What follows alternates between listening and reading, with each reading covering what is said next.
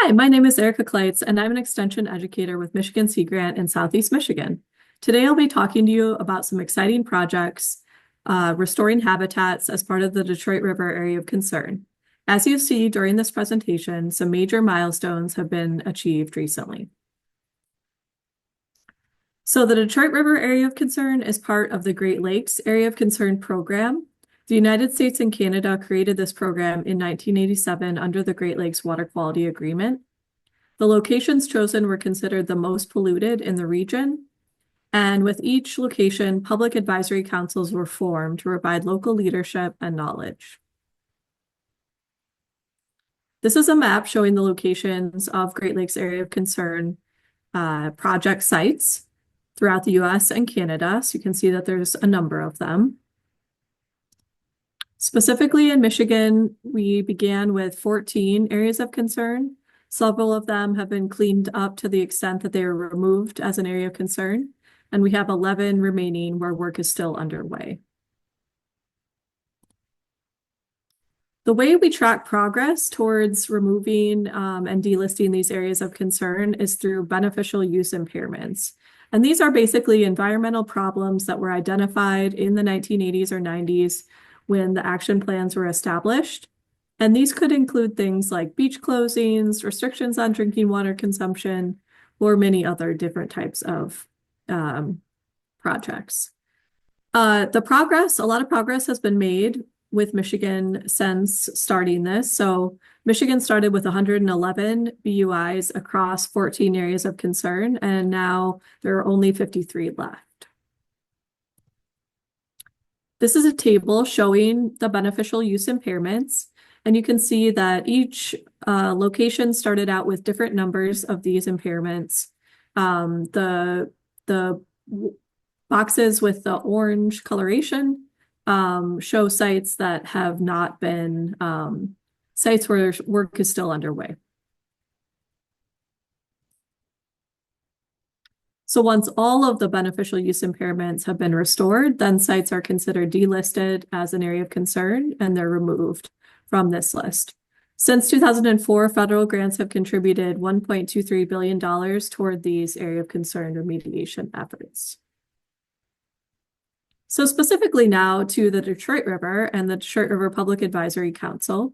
The Detroit River, of course, is a 32-mile-long channel that links Lake St. Clair to Lake Erie. It's a connecting channel that's part of the greater Great Lakes watershed. The Detroit River also forms an international border between the United States and Canada. On the US side, we have the Detroit River Public Advisory Council, and on the Canadian side, the Detroit River Canadian Cleanup.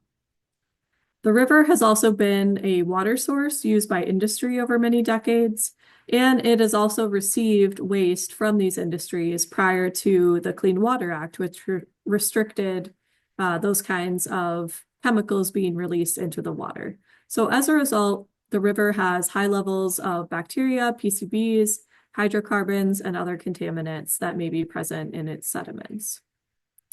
The Detroit River Public Advisory Council is made up of community organizations with advisors from Michigan's Department of Environment, Great Lakes, and Energy, as well as the US EPA.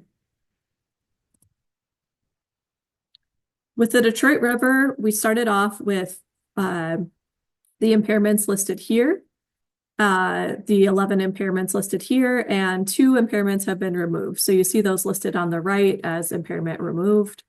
The project that Michigan Sea Grant has been helping with the most is restoring habitat. And the 2 circled impairments, the degradation of fish and wildlife populations, as well as the loss of fish and wildlife habitat, are the beneficial use impairments that we're working to restore through those projects. So Michigan Sea Grant's role, staff from Michigan Sea Grant has provided leadership for the Detroit River Public Advisory Council since 2009.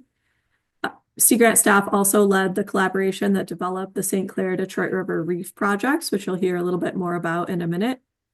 And we led community outreach and engagement efforts, for example, about sediment remediation projects, as well as creating some outreach products.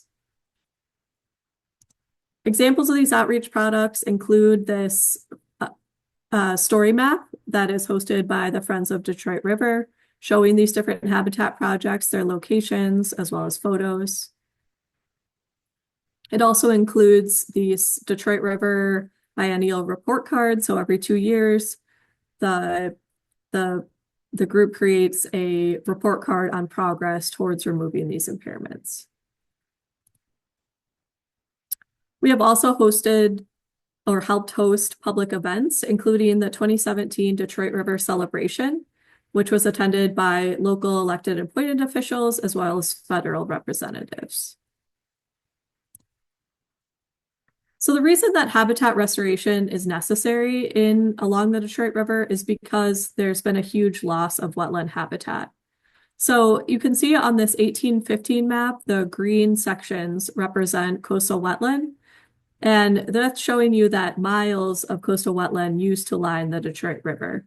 Unfortunately, due to industry and development over time, most of that wetland was lost. So on this map from 1982, the black areas are the only areas of wetland remaining.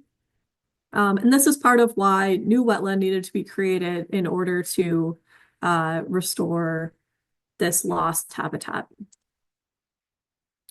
This is just showing you some of the different economic industries that have been based along the Detroit River over time.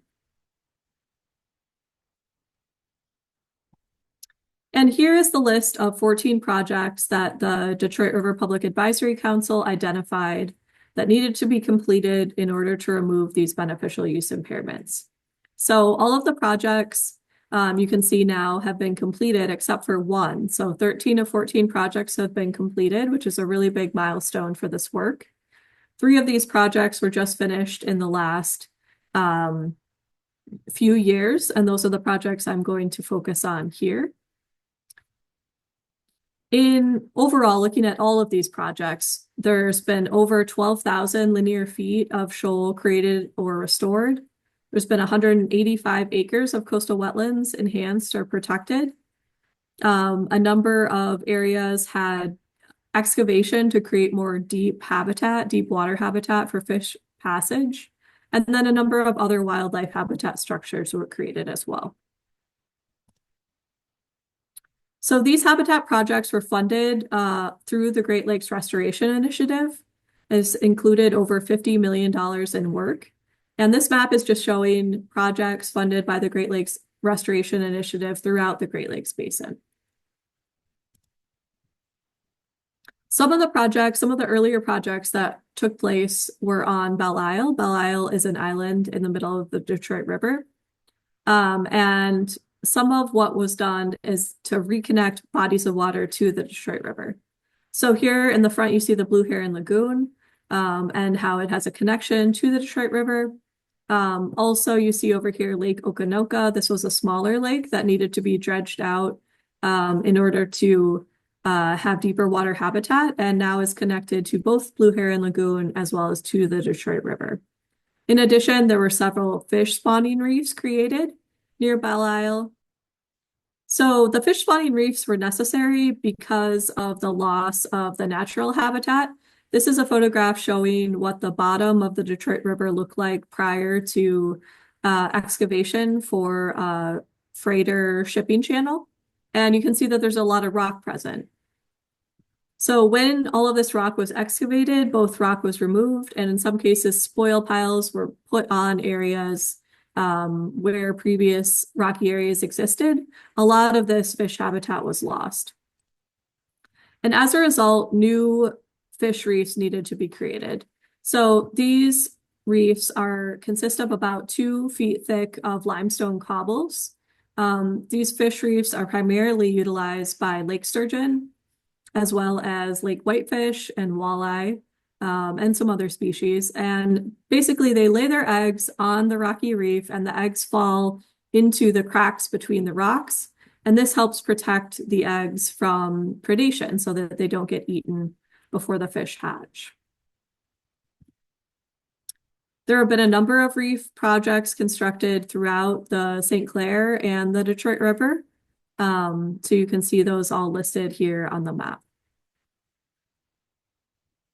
And we know that these reefs are really working. So the U.S. Geological Survey does projects at certain intervals looking at the reefs and how they're functioning. And what they see is here in the middle photo, you can see eggs from sturgeon that were found on the reefs. On the left, you see an egg mat. So this is something that's put down in order to monitor what eggs are being released in that area. And then finally, you see this picture with a diver and an adult sturgeon. So in many cases, they found that actually sturgeon and other fish started utilizing these reefs even before construction had been finished. All right, now to move to some of the newer projects more recently created. We're going to talk about the Belle Isle Flatwoods project, Hennepin Marsh, as well as Sugar Island. So beginning with Hennepin Marsh, this involved the creation of a shoal. So this rocky shoal, in this case, this shoal does stick up above the water and it protects the wetland areas behind it from erosion. And there usually also have vegetation created on top. And you'll see, like in this photo, that many birds like to utilize the top of these shoals as well. Next, the Belle Isle Flatwoods project. So the Belle Isle Flatwoods are located just between those lakes we talked about before. So wet music flatwoods is a really unusual and imperiled type of habitat, which is not common. And so it's really important to help restore this habitat on Belle Isle. And one of the main reasons that habitat restoration was required in this case was because water flow had been disrupted due to the presence of roads on the island. So the Great Lakes had very high water levels for several years. And this created a lot of ponding of water on the island. Belle Isle is a pretty low elevation island, so it's common for there to be water on the island and for it eventually to seep off the island over time back into the river. But due to the presence of these human-made structures, this water was instead being trapped on the island.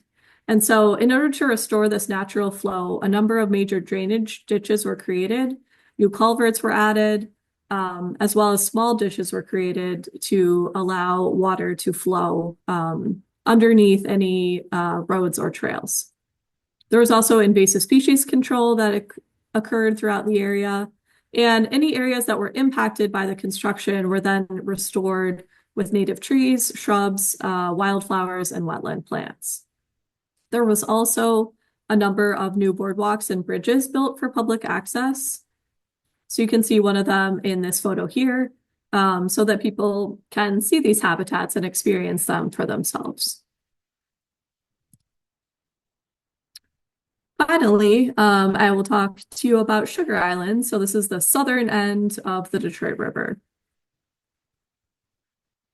Sugar Island had lost about 10% of its land due to erosion from Lake Erie. So because it's at the southern end of the Detroit River, it receives a lot of wave action from Lake Erie.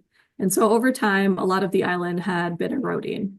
So the purpose of this project was to stabilize these bluffs along the island and then to create a number of shoals that would ensure that future erosion didn't occur again. And this is what the final project looks like. So you can see that these shoals have been created and vegetation has been grown on them. These dark areas that you can see in the water are actually areas where native plants are already growing. And this provides a lot of food as well as shelter for especially young fish in the river. And then also this edge of the island of Sugar Island is where it was where additional support was added to prevent the future erosion. So the shoreline was stabilized here to prevent any future erosion in this area. All right, so just to recap, 13 of 14 habitat projects for the Detroit River Area of Concern have been completed, which is really great progress towards being able to remove some of these beneficial use impairments that are about wildlife habitat. The one project remaining is the Detroit Upper Riverfront Parks. There is a design for this project already. Construction has not started yet, but we hope that that will be started and completed in the next few years. And then finally, I just want to thank you for joining me on this tour through the successful habitat restoration projects completed as part of the Detroit River Area of Concern. And I also want to acknowledge all of the funders and the people that have been involved in doing this work, because it's quite a few over many decades now that this work has been going on. So Mary Bulling was the Detroit River Area of Concern Public Advisory Council Chair from 2009 to present. Friends of Detroit River, a nonprofit group, received many of the grants discussed in this presentation and supervised habitat project construction. Many people were involved in the Public Advisory Council and provided input and suggestions. The USGS was also involved in habitat evaluations as well as construction of the fisheries. And then other partners and funders are listed below on this slide.